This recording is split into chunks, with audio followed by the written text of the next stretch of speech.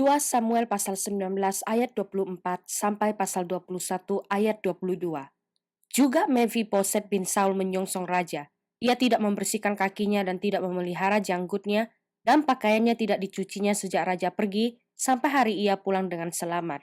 Ketika ia dari Yerusalem menyongsong raja, bertanyalah raja kepadanya, "Mengapa engkau tidak pergi bersama-sama dengan aku, Mephiboset?"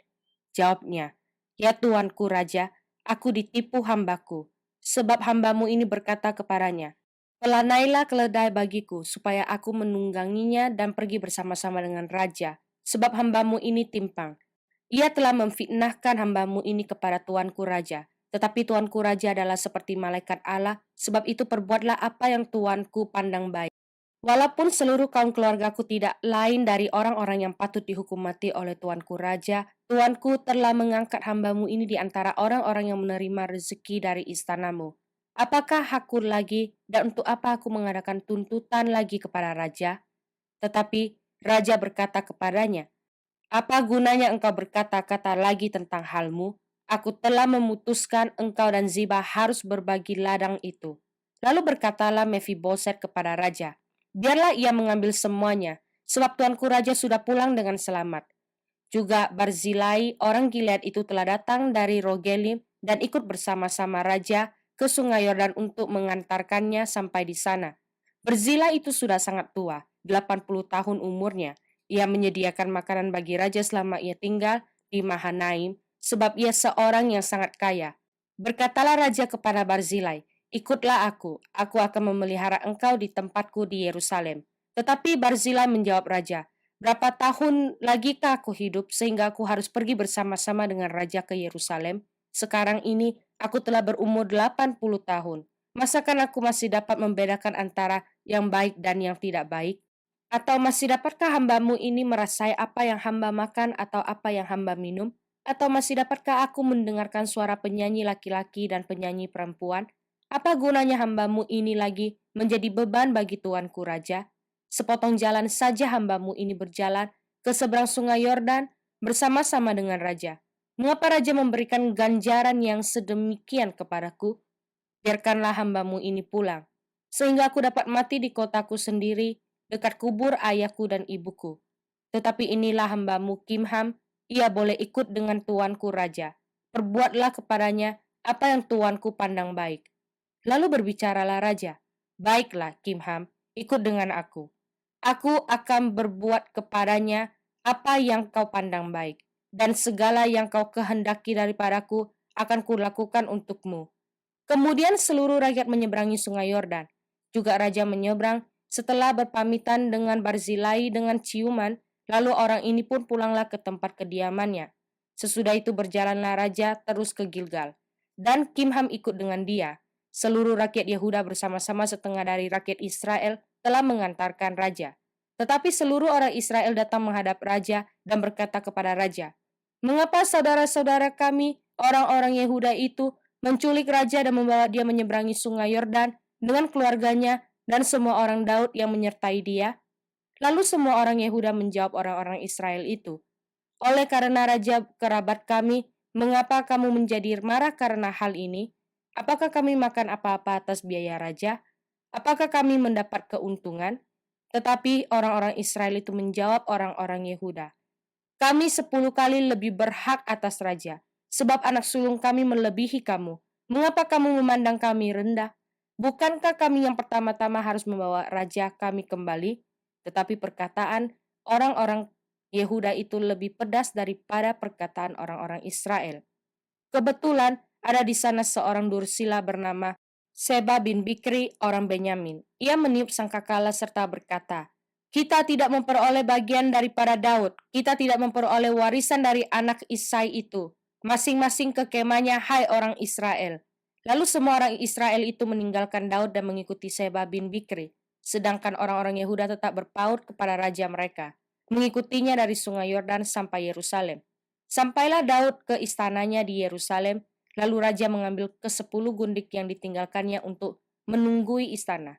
Kemudian dimasukkannya mereka dalam sebuah rumah di bawah penjagaan. Ia memelihara mereka tetapi tidak dihampirinya. Mereka tetap terasing seperti janda sampai hari mati mereka. Berkatalah raja kepada Amasa, Kerahkanlah bagiku orang-orang Yehuda dalam 3 hari, kemudian menghadaplah lagi kemari.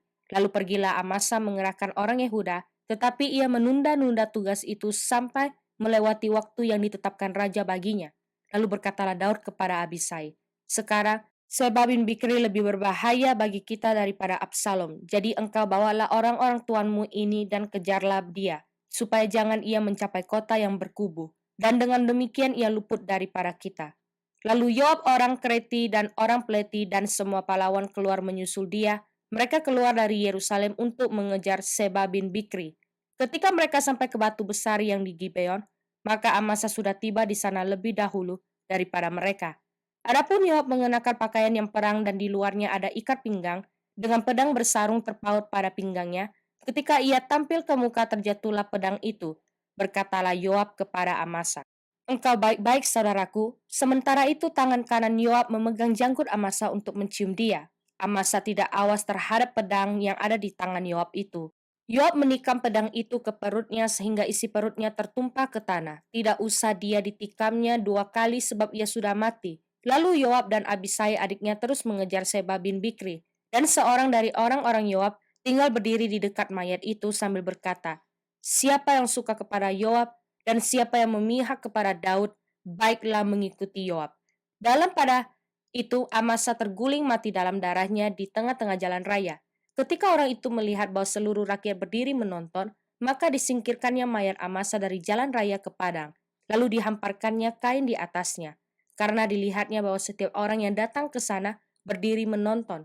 Setelah dijauhkannya mayat itu dari jalan raya, maka semua orang itu berjalan terus mengikuti Yoab untuk mengejar Seba bin Bikri. Seba telah melintasi daerah semua suku Israel menuju Abel Bet Maakah, dan semua orang Bikri telah berkumpul dan mengikuti dia. Tetapi sampailah orang-orang Yoab, lalu mengepung dia di Abel Bet Maakah. Mereka menimbun tanah menjadi tembok terhadap kota ini, dan tembok ini merapat sampai ke tembok luar, sedang seluruh rakyat yang bersama-sama dengan Yoab menggali tembok kota itu untuk meruntuhkannya.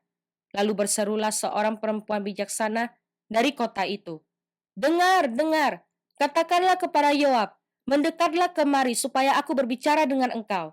Maka mendekatlah Yoab kepada perempuan itu. Bertanyalah perempuan itu, "Engkaukah Yoab?" Jawabnya, "Benar." Lalu berkatalah perempuan itu kepadanya, "Dengarkanlah perkataan hambamu ini." Jawabnya, "Baik." Kemudian berkatalah perempuan itu, "Dahulu biasa orang berkata begini, baiklah orang minta petunjuk di Abel dan di Dan. Apakah sudah dihapuskan apa yang telah ditetapkan oleh orang-orang yang setia di Israel? Tetapi engkau ini berikhtiar membinasakan suatu kota, apalagi suatu kota induk di Israel. Mengapa engkau hendak menelan habis milik pusaka Tuhan?" Lalu Yoab menjawab, "Jauhlah, jauhlah daripadaku untuk menelan dan memusnahkan. Bukanlah begitu halnya. Tetapi seorang dari pegunungan Efraim yang bernama Seba bin Bikri telah menggerakkan tangannya melawan Raja Daud. Serahkanlah dia seorang diri, maka aku akan undur dari kota ini." Lalu berkatalah perempuan itu kepada Yoab, "Baik, kepalanya akan dilemparkan kepadamu dari belakang tembok ini." Kemudian masuklah pula perempuan itu dan berbicara kepada seluruh rakyat dengan bijaksana. Sesudah itu mereka memenggal kepala Saba bin Bikri dan melemparkannya kepada Yoab. Yoab meniup sangkakala, lalu berserak-seraklah mereka meninggalkan kota itu, masing-masing ke tempatnya, maka pulanglah Yoab ke Yerusalem kepada raja. Yoab menjadi kepala atas segenap tentara Israel, dan Benaya bin Yoyada menjadi kepala atas orang Kreti dan orang Pleti. Adora menjadi kepala orang Rodi, dan Yosafat bin Ahilud menjadi bendahara negara. Saya menjadi panitera negara. Zadok dan Abiatar menjadi imam, juga Ira orang Yair itu menjadi imam pada Daud. Dalam zaman Daud terjadilah kelaparan selama 3 tahun berturut-turut. Lalu Daud pergi menanyakan petunjuk Tuhan. Berfirmanlah Tuhan, "Pada Saul dan keluarganya melekat hutang darah karena ia telah membunuh orang-orang Gibeon." Lalu raja memanggil orang-orang Gibeon dan berkata kepada mereka, orang-orang Gibeon itu tidak termasuk orang Israel, tetapi termasuk sisa-sisa orang Amori, dan walaupun orang Israel telah bersumpah kepada mereka, Saul berikhtiar membasmi mereka dalam kegiatannya untuk kepentingan orang Israel dan Yehuda. Daud berkata kepada orang-orang Gibeon itu, "Apakah yang dapat kuperbuat bagimu dan dengan apakah dapat kuadakan penebusan supaya kamu memberkati milik pusaka Tuhan?" Lalu berkatalah orang-orang Gibeon itu kepadanya, Bukanlah perkara emas dan perak urusan kami dengan Saul serta keluarganya, juga bukanlah urusan kami untuk membunuh seseorang di antara orang Israel. Tetapi kata Daud, apakah yang kamu kehendaki akan kuperbuat bagimu? Sesudah itu berkatalah mereka kepada raja, dari orang yang hendak membinasakan kami dan yang bermaksud memunahkan kami, sehingga kami tidak mendapat tempat dimanapun di daerah Israel, biarlah diserahkan 7 orang anaknya laki-laki kepada kami, supaya kami menggantung mereka di hadapan Tuhan di Gibeon, di bukit Tuhan. Lalu berkatalah raja, aku akan menyerahkan mereka. Tetapi raja merasa sayang kepada Mephiboset bin Yonatan bin Saul, karena sumpah demi Tuhan ada di antara mereka, di antara Daud dan Yonatan bin Saul. Lalu raja mengambil kedua anak laki-laki Rispa binti Aya yang dilahirkannya bagi Saul, yakni Armoni dan Mephiboset, dan kelima anak laki-laki Merab binti Saul yang dilahirkannya bagi Adriel bin Barzilai, orang Mehola itu, kemudian diserahkannya lah mereka ke dalam tangan orang-orang Gibeon itu. Orang-orang ini menggantung mereka di atas bukit, di hadapan Tuhan. Ketujuh orang itu tewas bersama-sama. Mereka telah dihukum mati pada awal musim menuai, pada permulaan musim menuai jelai. Lalu Rispa binti Aya mengambil kain karung dan membentangkannya bagi dirinya di atas gunung batu, dari permulaan musim menuai sampai tercurah air dari langit ke atas mayat mereka. Ia tidak membiarkan burung-burung di udara mendatangi mayat mereka pada siang hari, ataupun binatang-binatang di hutan pada malam hari.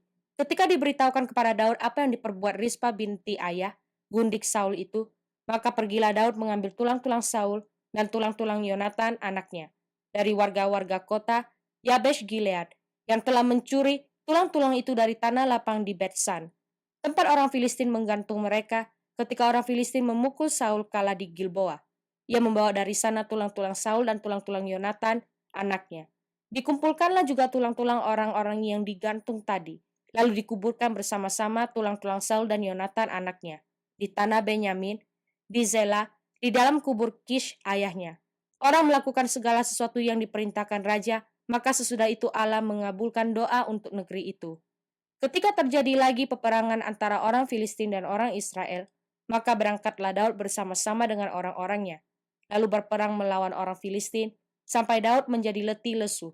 Isbi Benob yang termasuk keturunan raksasa, berat tombaknya 300 shikal tembaga, dan ia menyandang pedang yang baru, menyangka dapat menewaskan Daud. Tetapi Abisai anak Seruya datang menolong Daud lalu merobohkan dan membunuh orang Filistin itu. Pada waktu itu orang-orang Daud memohon dengan sangat kepadanya, kata mereka, janganlah lagi engkau maju berperang bersama-sama dengan kami, supaya keturunan Israel jangan punah bersama-sama engkau. Sesudah itu terjadi lagi pertempuran melawan orang Filistin di Gob. Pada waktu itu Shibka orang Husa memukul Kalasaf yang termasuk keturunan raksasa. Dan terjadi lagi pertempuran melawan orang Filistin di Gob. Elhanan bin Yaare Oregim orang Betlehem itu menewaskan Goliat orang Gad itu yang gagang tombaknya seperti pesa tukang tenun. Lalu terjadi lagi pertempuran di Gad, dan di sana ada seorang yang tinggi perawakannya, yang tangannya dan kakinya masing-masing berjari 6, 24 seluruhnya. Juga orang ini termasuk keturunan raksasa. Ia mengolok-olok orang Israel, maka Yonatan anak Simea kakak Daud menewaskannya. Keempat orang ini termasuk keturunan raksasa di Gad. Mereka tewas oleh tangan Daud dan oleh tangan orang-orangnya. Mazmur pasal 69 ayat 30 sampai ayat 37. Tetapi aku ini tertindas dan kesakitan, keselamatan daripadamu ya Allah kiranya melindungi aku. Aku akan memuji-muji nama Allah dengan nyanyian, mengagungkan dia dengan nyanyian syukur. Pada pemandangan Allah itu lebih baik daripada sapi jantan, daripada lembu jantan yang bertanduk dan berkuku belah. Lihatlah, hai orang-orang yang rendah hati, dan bersukacitalah, kamu yang mencari Allah, biarlah hatimu hidup kembali. Sebab Tuhan mendengarkan orang-orang miskin, dan tidak memandang hina orang-orangnya dalam tahanan. Biarlah langit dan bumi memuji-muji dia, lautan dan segala yang bergerak di dalamnya. Sebab Allah akan menyelamatkan Sion dan membangun kota-kota Yehuda, supaya orang-orang diam di sana dan memilikinya. Anak cucu hamba-hambanya akan mewarisinya, dan orang-orang yang mencintai namanya akan diam di situ. Amsal pasal 15 ayat 14 sampai ayat 15. Hati orang berpengertian mencari pengetahuan, tetapi mulut orang bebal sibuk dengan kebodohan. Hari orang berkesusahan buruk semuanya, tetapi orang yang gembira hatinya selalu berpesta. Yohanes pasal 12 ayat 12 sampai ayat 33. Keesokan harinya ketika orang banyak yang datang merayakan pesta mendengar bahwa Yesus sedang di tengah jalan menuju Yerusalem, mereka mengambil daun-daun palem dan pergi menyongsong dia sambil berseru-seru, Hosana! Diberkatilah dia yang datang dalam nama Tuhan, Raja Israel. Yesus menemukan seekor keledai muda lalu ia naik ke atasnya. Seperti ada tertulis, jangan takut hai putri Sion, lihatlah rajamu datang duduk di atas seekor anak keledai. Mula-mula murid-murid Yesus tidak mengerti akan hal itu. Tetapi sesudah Yesus dimuliakan, teringatlah mereka bahwa nas itu mengenai dia dan bahwa mereka telah melakukannya juga untuk dia. Orang banyak yang bersama-sama dengan dia ketika ia memanggil Lazarus keluar dari kubur dan membangkitkannya dari antara orang mati, memberi kesaksian tentang dia. Sebab itu orang banyak itu pergi menyongsong dia karena mereka mendengar bahwa ia yang membuat mujizat itu. Maka kata orang-orang Farisi seorang kepada yang lain, kamu lihat sendiri bahwa kamu sama sekali tidak berhasil. Lihatlah, seluruh dunia datang mengikuti dia. Di antara mereka yang berangkat untuk beribadah pada hari raya itu, terdapat beberapa orang Yunani. Orang-orang itu pergi kepada Filipus yang berasal dari Betsaida di Galilea, lalu berkata kepadanya, Tuan, kami ingin bertemu dengan Yesus. Filipus pergi memberitahukannya kepada Andreas. Andreas dan Filipus menyampaikannya pula kepada Yesus. Tetapi Yesus menjawab mereka, katanya, telah tiba saatnya anak manusia dimuliakan. Aku berkata kepadamu, sesungguhnya jikalau biji gandum tidak jatuh ke dalam tanah dan mati, ia tetap satu biji saja. Tetapi jika ia mati, ia akan menghasilkan banyak buah. Barang siapa mencintai nyawanya, ia akan kehilangan nyawanya. Tetapi barang siapa tidak mencintai nyawanya di dunia ini, ia akan memeliharanya untuk hidup yang kekal. Barang siapa melayani aku, ia harus mengikut aku, dan di mana aku berada, di situ pun pelayanku akan berada. Barang siapa melayani aku, ia akan dihormati Bapa. Sekarang jiwaku terharu, dan apakah yang akan kukatakan? Bapa, selamatkanlah aku dari saat ini. Tidak, sebab untuk itulah aku datang ke dalam saat ini. Bapa, muliakanlah namamu. Maka terdengarlah suara dari sorga. Aku telah memuliakannya dan aku akan memuliakannya lagi. Orang banyak yang berdiri di situ dan mendengarkannya berkata bahwa itu bunyi guntur. Ada pula yang berkata, seorang malaikat telah berbicara dengan dia. Jawab Yesus, suara itu telah terdengar bukan oleh karena aku, melainkan oleh karena kamu. Sekarang berlangsung penghakiman atas dunia ini. Sekarang juga penguasa dunia ini akan dilemparkan keluar. Dan aku, apabila aku ditinggikan dari bumi, aku akan menarik semua orang datang kepadaku. Ini dikatakannya untuk menyatakan bagaimana caranya ia akan mati.